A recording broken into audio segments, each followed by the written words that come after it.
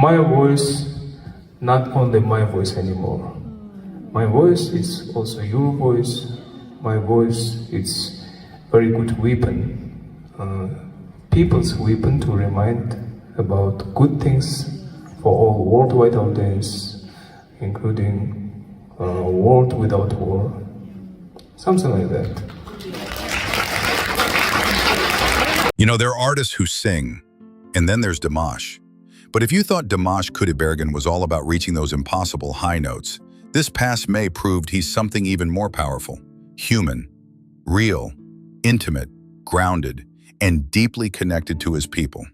On the 26th and 27th of May 2025, Dimash returned home, not just to Kazakhstan, but to his roots, his heart, and to the thousands who've stood by him from the very beginning. Almaty Arena became more than just a concert venue. It transformed into a shared emotional space.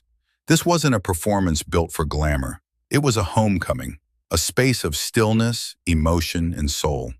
The event was titled D&Dears, and the title alone spoke volumes. It wasn't just about him, it was about all of them, his fans, his dears, the ones who had flown in from over 40 countries, many traveling for days, to feel that connection live. There was no disconnect between the artist and the audience. If anything, this was one of the most connected moments of his career. What made the night truly unforgettable was not just the sound, but the silence. Those still, breathtaking seconds between his notes where you could feel the weight of every emotion.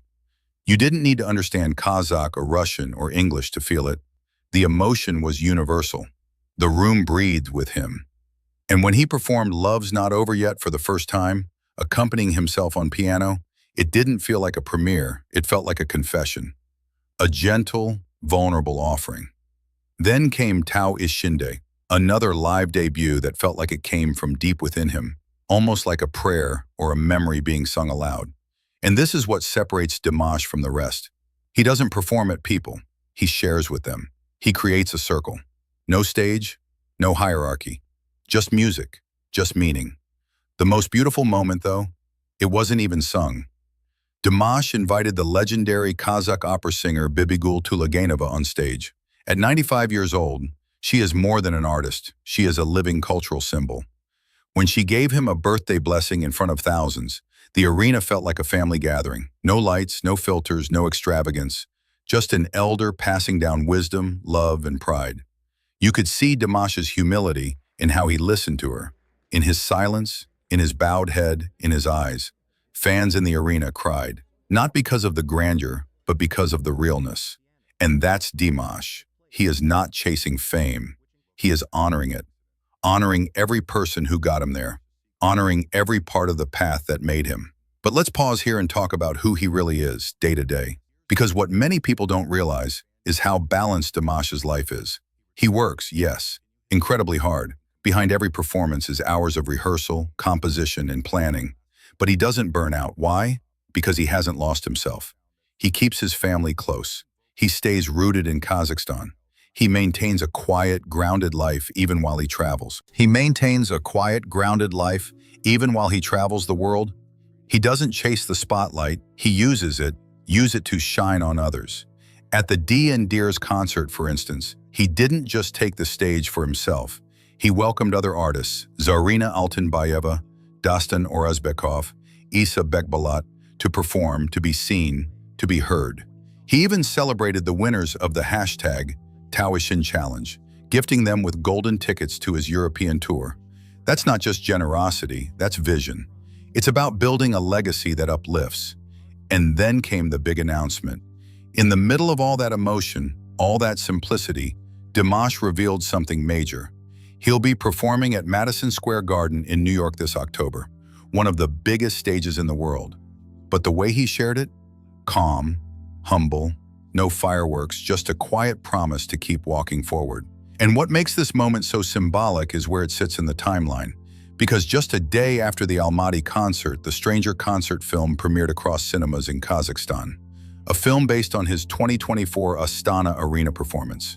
Fans who couldn't make it to the live show now had the chance to sit in theaters together and relive the entire experience with surround sound and deep visuals. It was a national moment, not a commercial rollout, but a gift. Let's talk about that Astana Arena show for a moment, because Stranger wasn't just a concert, it was a masterpiece of sound design, direction, and live storytelling. In that show, you saw the full spectrum of who Dimash is. A classical vocalist, a pop star, a traditionalist, a rule breaker, someone who can bridge East and West in a single phrase. And he does all of this without losing his truth, without selling out his culture for applause. And that's rare. See, Dimash isn't trying to be a global celebrity. He's trying to be a meaningful one. He's the kind of artist who knows where he's going and where he's from. He is meticulous with his work, yet still gentle with his presence. He is constantly growing, but never grandstanding. Whether it's releasing new music, filming cinematic experiences, or preparing for international tours, he never lets the pressure of performance rob him of peace. That's something most artists never figure out, and he's already mastered it. His fans, the Dears, know this. That's why they're not just following him on platforms. They're following him through time, through airports, through cities, through decades. Because he's not selling fame, he's sharing his journey. And when someone does that with sincerity, it creates something lasting. So what now? What comes after Almaty and Astana? Well, we know New York is next. But beyond that, Dimash is quietly working on more collaborative projects, more global music experiences, and possibly even more film integrations. But what's exciting is that he's doing it all on his own terms. Slowly, thoughtfully, never for the numbers, always for the heart. You might think this approach is outdated in today's hyperspeed music industry, but that's exactly what makes him timeless. He isn't rushing, he's not here to be viral, he's here to be true. So if you ever wondered what it feels like to witness an artist in harmony with his art, his life, and his audience, this May in Kazakhstan was your answer.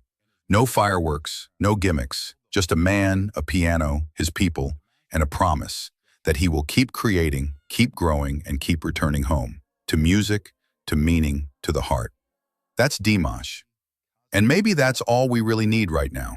Not just another star, but someone who reminds us how beautiful it is to simply be, to breathe, to listen, to give. And Dimash? He does all three without ever raising his voice. That's not performance, that's presence. Just a couple months ago, my dream became true when I get invitation from Maestro Placido Domingo. In Europe, we did performance together. He told me, you have only 2 days. If you can, please, let's prepare this music, this aria for our fans. I said, I can't say no. Let me know some of your best experiences about Dimash's performance. Some soulful yet emotional comment below all of that. And if you like this video, don't forget to like, share, and subscribe to our channel.